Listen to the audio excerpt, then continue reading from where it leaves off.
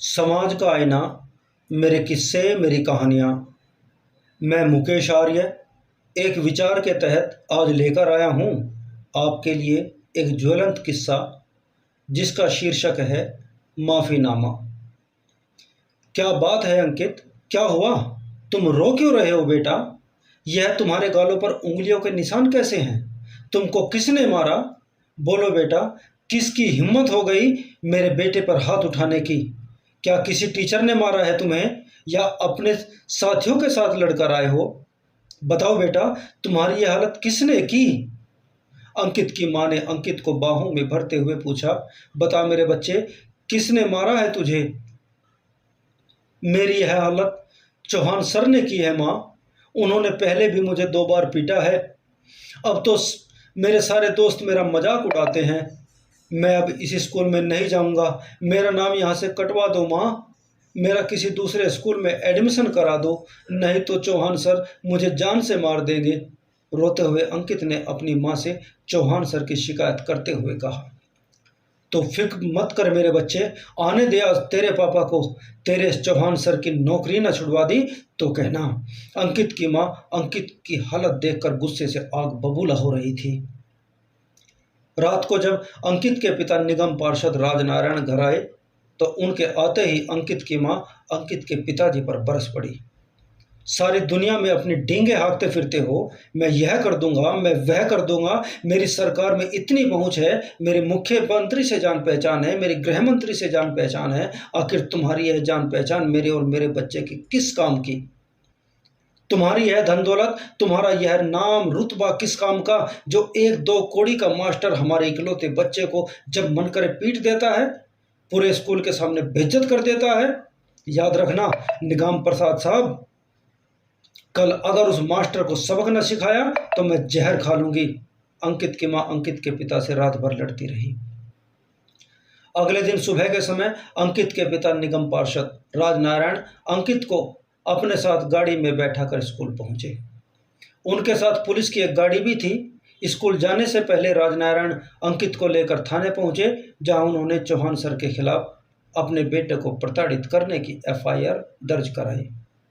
जैसे ही अंकित अपने पार्षद पिता, वकील और पुलिस के साथ स्कूल में पहुंचा, तो पूरे स्कूल में हंगामा हो गया।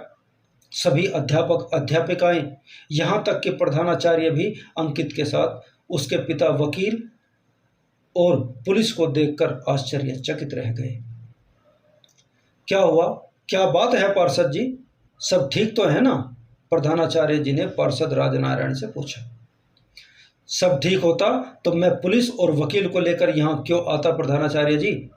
कहाँ पर है वो मास्टर जिसने मेरे बेटे अंकित को मारा है? क्या उसे नहीं पता था कि बच्चों को पढ़ाई के दौरान पीटना एक अपराध है? उसकी हिम्मत कैसे हो गई मेरे बच्चे पर हाथ उठाने की? क्या उसे मालूम नहीं कि अंकित किसका बेटा है? बुलाओ उसे, अभी बुलाओ। मैंने उसके खिलाफ FIR दर्ज कराई है। आज इस मास्टर को ऐसा सबक सिखाऊंगा कि इसे देखकर दूसरे मास्टर भी हिम्मत नहीं करेंगे किसी बच्चे को हाथ लगाने की।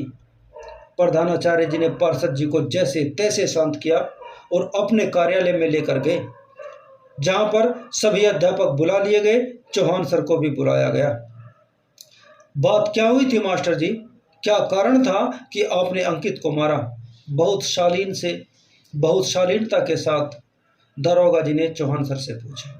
नजरें नीची झुकाए चौहान सर ने अंकित की गलतियां बताते हुए दरोगा साहब से कहा, सर, इस बच्चे को पीटने का वाजिब कारण था, यह क्लास में और स्कूल में किस लड़कियों के साथ बदतमीजी करता है, पढ़ाई पर बिल्कुल भी ध्यान नहीं देता, इसको जो काम दिया जाता है उसको पूरा करके कभी नहीं लाता, और अपने साथ साथ दूसरे बच्चों को भी गलत शिक्षा देता है।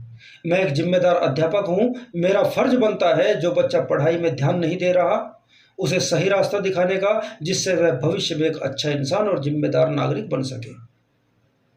मुझे लगता है मैंने जो भी किया है वह बिल्कुल सही किया है, और इसके लिए मुझे किसी तरह का कोई पश्चाताप नहीं है। चौहान सर की बात सुनकर तो जैसे पार्षद जी के तन बदन में आग लग गई। वह चिल्लाते हुए, पश्चाताप? मास्टर, पश्चाताप तो तुझे करना होगा, यहाँ कर ले या जेल में जाकर कर ले। अब की बार राजनारायण की आवाज़ पहले से कहीं ज़्यादा ऊंची थी।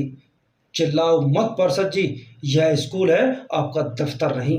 और रही बात चौहान साहब की, आपसे जो बन पड़ता है वह कर लीजिए, हमें मत सिखाइए बच्चों को कैसे पढ़ाना है और बच्चे के साथ किस तरह का व्यवहार करना है। आप अपने बच्चों को समझाने और धमकाने से तो गए, उल्टा एक ईमानदार और मेहनती अध्यापक के ऊपर इल्जाम लगा रहे हैं, उनके साथ गाली गलौज से बात कर रहे हैं। प्रधानाध्यापक जी ने गरजते हुए पार्षद राजनारायण से कहा। मामले को बिगड़ता देख दारोगा साहब और वकील साहब ने दोनों को शांत किया।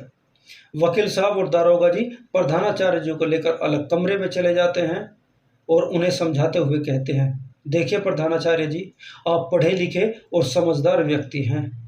हम नहीं चाहते कि किसी तरह से चौहान सर का कोई बुरा हो। हम दोनों भी मजबूर हैं उनके खिलाफ कार्रवाई करने के लिए। समझने की कोशिश करो प्रिंसिपल साहब, यदि यह बात आगे बढ़ गई तो चौहान सर की नौकरी भी खतरे में आ सकती है। उन्हें अपनी नौकरी से हाथ धोना पड़ सकता है। आपकी नौकरी तो परमानेंट है, आपका ज़्यादा से ज़्यादा ट्रांसफ़र होगा, लेकिन चौहान सर तो गेस्ट टीचर हैं।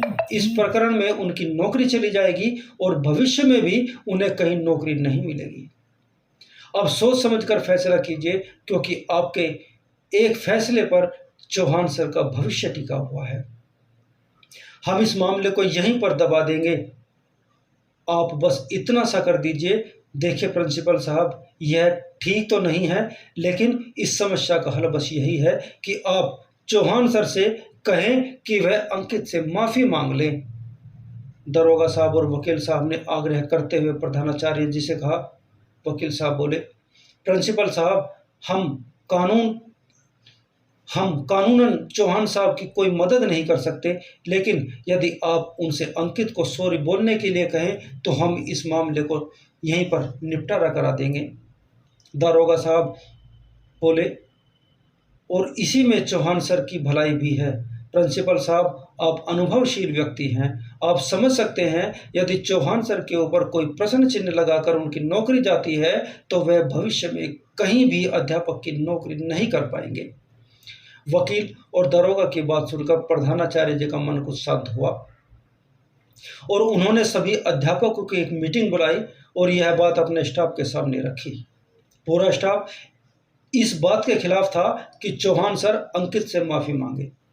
सभी ने एक स्वर में कह दिया कि चाहे जो भी हो, चौहान सर अंकित से माफ़ी नहीं मांगेंगे, क्योंकि उन्होंने कोई जुर्म नहीं किया। जो एक अध्यापक का कर्तव्य होता है, उन्होंने अपने कर्तव्य को बखूबी निभाया है। स्कूल का सारा स्टाफ चौहान सर के साथ खड़ा था, लेकिन जब प्रधानाचार्य जी ने सारी बातें सभी को समझाई कि यदि हम ऐसा नहीं करते तो चौहान सर की नौकरी जा सकती है, उन्हें अपनी नौकरी से हाथ धोना पड़ सकता है, और इनके ऊपर यह इल्ज़ाम लगकर इनकी नौकरी गई तो वह कहीं दूसरी जगह भी नौकरी नहीं कर पाएंगे। चौहान सर यहाँ पर एक गेस्ट टीचर के रूप में कार्य कर रहे हैं। नई नई शादी हुई है उनकी, घर की EMI है, घर के और भी दूसरे खर्चे हैं। चौहान सर से के सॉरी बोलने में इनकी किसी तरह की कोई इज्जत कम नहीं होगी, क्योंकि हम सबको मालूम है उन्होंने जो भी किया वह बिल्कुल सही था। लेकिन हमारे मानने और ना मानने से कोई फर्क नहीं पड़ता। कानून इसके लिए चौहान सर को दंड दे सकता है, जो ना तो मुझे मंजूर है, ना ही आप किसी को स्वीकार होगा। प्रधानाचार्य जी की बातों से सब सहमत हो गए और सभी ने चौहान सर को ना चाहते हुए भी सॉरी बोलने के लिए तैयार कर लिया।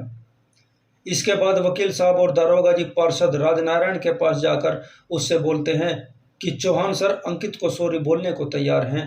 पहले तो पार्षद राजनारायण इसके लिए तैयार नहीं होता, लेकिन वकील और दारोगा जी के समझाने के बाद वह मान जाता है और शर्त रखता है कि पूरे स्कूल के सामने चौहान सर मेरे बेटे से माफ़ी मांगेंगे। पूरे स्कूल को इकट्ठा किया जाता है और चौहान सर से अंकित को सॉरी बुलवाया जाता है। पार्षद राजनारायण इसे अपनी जीत मानकर घर वापस चला जाता है। अंकित स्कूल के सभी बच्चों का हीरो बन चुका है। सारे बच्चे अंकित का लोहा मान गए। अंकित ने बच्चों से वादा किया था कि वह चौहान सर से माफ़ी मंगवा कर रहेंगे और वह वायदा पूरा कर भी दिया। प्रिंसिपल साहब ने एक मीटिंग बुलाई और इस मीटिंग में सभी अध्यापकों को यह आदेश दिया गया कि बच्चे चाहे जो भी करें, आज के बाद कोई भी अध्यापक किसी भी बच्चे को मारेगा या डांटेगा नहीं। प्रिंसिपल साहब ने कहा, जब देश का कानून ही हमारे हाथ बांध देता है तो हमें किसी की कोई फिक्र करने की ज़रूरत नहीं है। आपको जो बच्चा लगता है कि यह बच्चा गलत है और इसके माता पिता इसको सपोर्ट करते हैं, तो उस बच्चे को इसी स्कूल से निकाल दीजिए। किसी का बच्चा अच्छा बने या बुरा, हमें इससे कोई मतलब नहीं होना चाहिए। आज के बाद हमें केवल मतलब अपनी नौकरी से है। प्रिंसिपल साहब के इस फैसले का स्वागत सभी अध्यापकों ने एक स्वर में किया, क्योंकि जब देश का कानून ही हमें हमारे काम को ईमानदारी से करने से रोकता है, तो हम भी उतना ही काम करेंगे जितना कि जरूरी है। क्योंकि हमारा भी परिवार है, हमारा भी मान सम्मान है, हमारी भी इज्जत है, तो हम इससे ज़्यादा नहीं करेंगे। हमें अपने मान सम्मान का भी ध्यान रखना आवश्यक है।